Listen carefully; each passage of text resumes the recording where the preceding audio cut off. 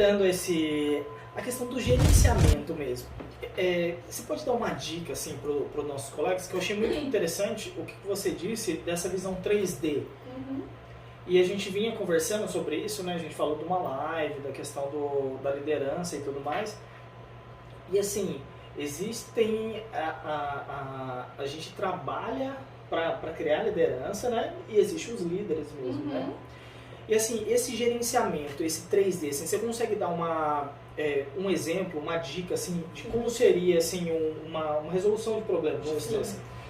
Assim, gente, quando eu falo assim de visão 3D, eu vou colocar um exemplo que, e assim, como eu gosto desse assunto, acaba que eu tenho muitos amigos, não só enfermeiros, mas de outras categorias, que são gestores, e eles ficam muito perto de mim, acho que até Deus você vai colocando, vai encaixando, e acaba que eu tenho muitos exemplos de questões de gestão, e acaba que fica na memória, né, de muitas coisas que né, em relação à gestão. Mas assim, o gestor, né, você estava falando de resolução de problema, de conflito, principalmente a questão de conflito é uma das questões que mais a liderança e os instrumentos de gestão, eles vão ajudar o líder a se sair bem nessas questões, né? Então, por exemplo, o líder que estuda, que se instrumentaliza na questão de gestão, quando ele chega em um ambiente, ele identifica o clima que está pesado, o que ele vai fazer? Ele não vai fugir do problema, ele vai tentar identificar qual que é a raiz do problema, o que é que está acontecendo, ele vai conversar com as partes e vai tentar a melhor saída para aquilo se desenvolver, ou se desabrochar, ou se desfazer. Principalmente quando você lida com equipes, né? Vou colocar na questão da enfermagem, que é o que a gente está falando, mas, por exemplo, as equipes, quando elas estão em conflito, qual que é o papel do líder ali? Se a equipe está em conflito, gente, a gente não pode deixar um plantão seguir em conflito até o final. Porque geralmente as equipes, elas possuem plantões de 12 horas. Quando ocorre um conflito entre dois componentes, né, o papel do líder não é fugir desse conflito, é chamar os componentes, aplicar ou um feedback, ou trazê-los para conversar e ali esclarecer o que está acontecendo, identificar, tentar achar uma saída para que aquilo não ocorra ou que transcorra um plantão tranquilo. Por quê? Quando você está numa equipe e trabalhando num ambiente que não envolve uma terceira pessoa, é diferente de quando você trabalha num ambiente de hospitalar, né, que envolve um paciente. Então, se os dois componentes não estão conversando, ou se há um conflito ativo ali, o líder ele precisa fazer a gestão de conflitos. E existem caminhos, existem passos, existem ferramentas de gestão de conflitos que favorecem para que ambas as partes elas se reconciliem e se possam achar uma saída para que a comunicação seja restabelecida.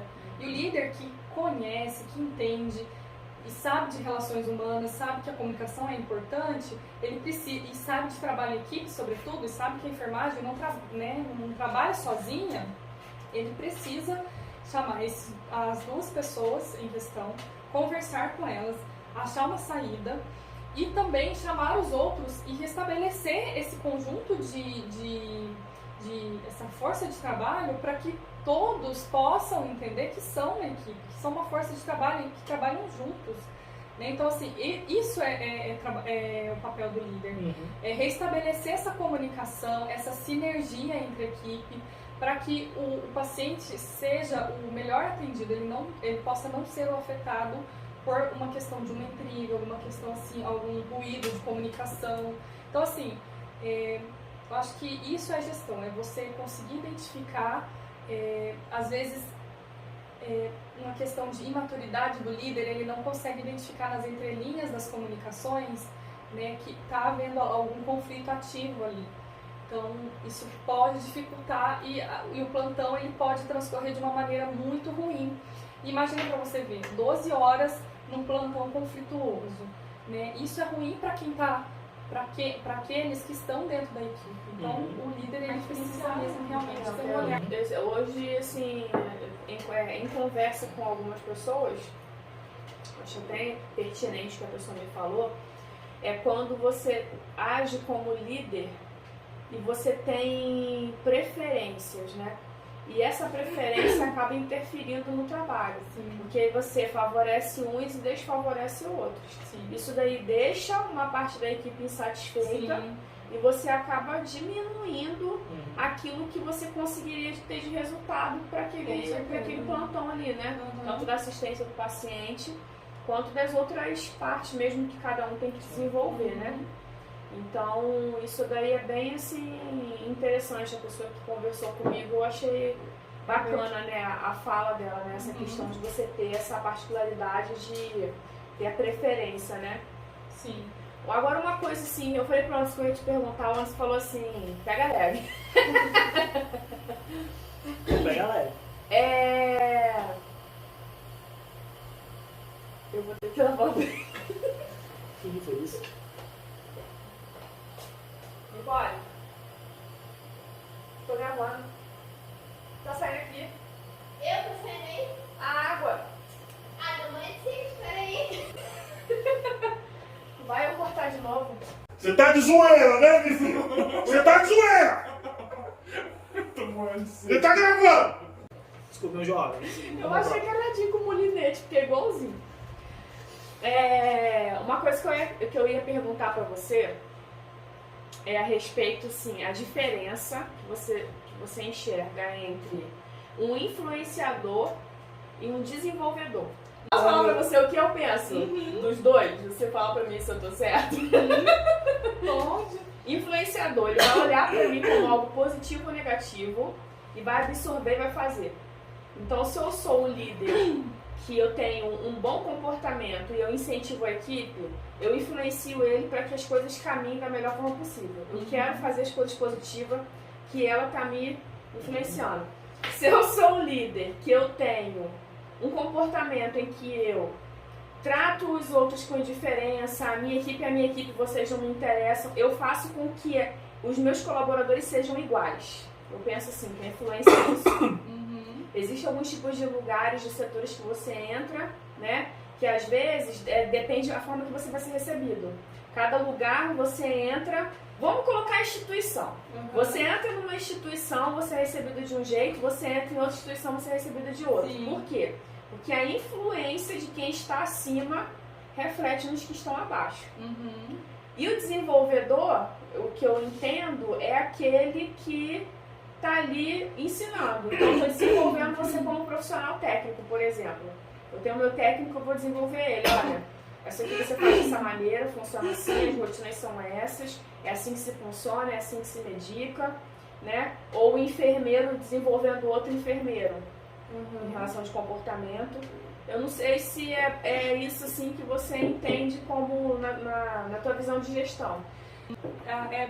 Assim, por exemplo, é porque quando você fala de influenciador, na sua visão, vem muito pra mim a questão da cultura organizacional, entendeu? Você tá vendo aí, ó? Como é que a visão minha assistencial já acaba sendo diferente da sua, que tem uma visão diferente como gestão. Porque, tipo assim, a cultura organizacional é algo muito forte dentro das organizações, tá? A cultura organizacional, ela dita muito a questão de, tipo, valores, filosofia, e é algo que você entra dentro da instituição, você quase que automaticamente, você é levado a agir conforme todos agem. Então, assim, você é influenciado por essa força que vem da equipe, né? Claro que ela vem de cima, né? Vem de cima e é uma cadeia, né? Que ela se perpetua, né? E isso ao longo do tempo, pelas gerações de quem vai entrando e vai transformando e é transformado por essa influência que já está presente dentro da organização. Então isso é muito da cultura organizacional. Poderia Entendeu? ser assim, por exemplo, a gestão ela tem por cultura que os enfermeiros desenvolvam atividades ali dentro. Sim. Então isso daí seria influência. Isso seria uma influência da cultura organizacional. Que aí, por exemplo, eu tô dentro de uma instituição que ele tem essa cultura e aí peraí, então eu quero começar a desenvolver coisas porque quero fazer coisas, né? Porque a instituição faz, o meu gestor faz, ele incentiva a outro. Sim, e assim, é claro que, por exemplo, se você está dentro de uma instituição que tem dentro do seu... Porque assim, a gente você está dentro de uma instituição que tem missão, visão e valores. E se dentro dessa instituição, os valores, um desses valores é desenvolver, né, tem a palavra desenvolver, tem a palavra educação, né, automaticamente isso dentro da visão dos gestores, eles vão desenvolver os seus colaboradores. Isso vai ser super importante para eles desenvolver os seus colaboradores. Então isso é um requisito básico importante dentro do agir dos coordenadores, supervisores, e automaticamente quem é da base vai receber isso, entendeu? Isso faz parte deles. Aí nesse desenvolvimento ele pode ter cursos lá dentro mesmo. Com certeza. Sim. É interessante isso, né? É interessante. Sim. Porque... E é apaixonante, não é? Sim, porque assim... eu tô aqui vendo vocês falar, são duas visões diferentes, né? Com pontos diferentes, como você disse, da parte assistencial e da parte gerencial de um todo mesmo. E você falando diretamente da instituição, realmente, para mim me encaixar numa instituição, eu tenho que verificar da cultura, dos valores, da missão, da empresa e tudo mais, né? E quando a empresa ela não bate com aquilo que ela está na missão e valores dela? Olha, isso é muito difícil. É muito difícil isso acontecer. É muito difícil. A não ser que ela esteja passando por um processo de mudança. Né? Então, assim, aí tem a questão da gestão da mudança, né? Que é todo um contexto que a instituição toda está passando. Às vezes mudança de organização, às vezes isso, às vezes a administração, porque a gente sabe que nas organizações de saúde hospitalares tem as OS, né? Que são que são as organizações de saúde, né? Que podem dar o tempo daquela organização de saúde e ela modificar, né? Mudar. E aí, e outra vir e ocupar. Só que se outra organização de saúde vir e ocupar o lugar para administrar, ela já vai ter a missão dos valores dela. Né? E aí ela vai vir com um arcabouço de conhecimento, de documentos, de procedimentos, protocolos todos dela para chegar e ocupar o espaço dela ali. E aí vem toda aquela questão, né, de adaptação, se ela vai querer, né, que todas as pessoas que estavam ocupando, né, o espaço ali daquela OS vai querer que continue ou não. E aí tem toda aquela questão de organização, tem a questão da mudança. E essa gestão da mudança ela não é muito fácil, porque você tem uma cultura construída. Sim. Né? E aí vai entrar uma outra OS com outras missão, visão, valores, que para incutir dentro dessa estrutura, e aí que daí vai ter que começar aquele processo. Tem todo um trabalho a Tem ser todo feito, um porque trabalho estão a ser anos feito. acostumados a trabalhar Sim. de uma forma, e aí chega uma outra empresa com um padrão completamente diferente, Sim. né? E aí vão ter que se estruturar novamente Isso. com aquele perfil da empresa que está chegando. Sim, tem referências que falam assim, que uma cultura, para ser mudada, ela leva de 3 a 5 anos para as pessoas se adaptarem àquela cultura. Então, assim, leva tempo. E assim, é aquela tal questão. Se eu quero que o meu colaborador da ponta, ele vista a camisa, quem primeiro tem que vestir são os que estão no topo. Né? Os diretores, executivos, supervisores, coordenadores, gerentes, diretores. Então, por exemplo, não adianta eu querer que o meu colaborador utilize uma coisa simples, né? O crachá, sendo que o diretor, o supervisor, o gerente não utiliza, não valoriza isso. Né? Então, assim, toda mudança precisa primeiro sair da gerência, supervisão, coordenação, para depois vir para a base. eles nunca vão valorizar se somente uma parte da pirâmide começar a valorizar. Faço o que eu mando, mas não faço o que eu faço, tipo assim, né? Exatamente. Então, assim, é muito importante esse entendimento porque a base vai realmente refletir aquilo que os executivos, né, o pessoal da ponta mesmo, na ponta da pirâmide, né, as pessoas, né, lá realmente os executivos estarão fazendo, entendeu? Então, assim, a complexidade da gestão realmente, para mim, é muito apaixonante. Eu gosto muito desse assunto, sabe? É porque é organização, né? Eu penso assim, aquilo que é organizado, estruturado, né? Você tem, vamos dar um exemplo assim, chulo, né? Uma casa bagunçada. Quem quer viver dentro de uma casa desorganizada? Sim, né? Não dá. Então você gostaria de entrar num ambiente que está organizado, que tem as coisas no seu devido lugar. Então quando você entra numa organização e ela tem aquilo ali estruturado, você tem um desejo de ficar, você tem um desejo, né, de fazer parte, de caminhar conforme eles caminham. Nossa, peraí. Eu particularmente vou falar assim, eu trabalho numa instituição que ela tem projetos, eu achei interessante quando eu conhecia, e eu falei assim, nossa, dá vontade de você fazer também. Sim, claro. Você entendeu? Ele influencia você, porque você vê outros enfermeiros fazendo, você vê que dá certo, né? E já é uma cultura de tratamento humanizado, e aí você começa a querer fazer parte daquele processo. Sim. Nossa, fulano está desenvolvendo isso, fulano está desenvolvendo aquilo. Legal. Dá vontade de você desenvolver também. Isso é bem bacana, né? Com certeza. E assim você vai criando o seu próprio destaque, né? Porque você vai mostrando o seu valor por aquilo que você também tem a mais. Porque o trivial, todo mundo, né? Você já é pago para fazer o ordinário. Você tá ali para mostrar o extraordinário. Qual é o extraordinário que você tem para oferecer para sua instituição? É ali que você vai mostrar o seu diferencial, né? Que é o que você tá falando. Então, acho que é isso. E aí? Legal, né? É só pra já tá parecendo a conversa com o professor Sandro, né? Tá, e assim, é uma visão muito bacana sobre gestão, né?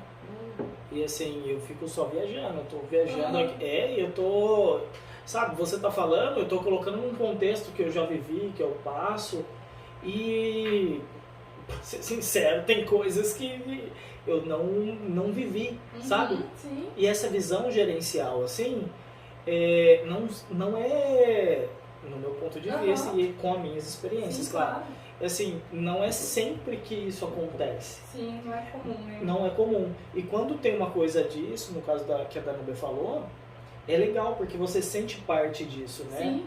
E é legal porque, como você disse, vem do topo. E aquilo vem te contagiando, vem contagiando até a ponta. Ó. Sim. E você quer fazer parte disso, você Sim, veste a camisa com exatamente. certeza. Te Né? motiva, né? Te motiva mesmo. Legal. Uhum. Eu vou fazer uma outra pergunta, não tão capciosa, mas assim, quem faz gestão, um líder é um bom gestor? Um gestor é um bom líder? Uhum.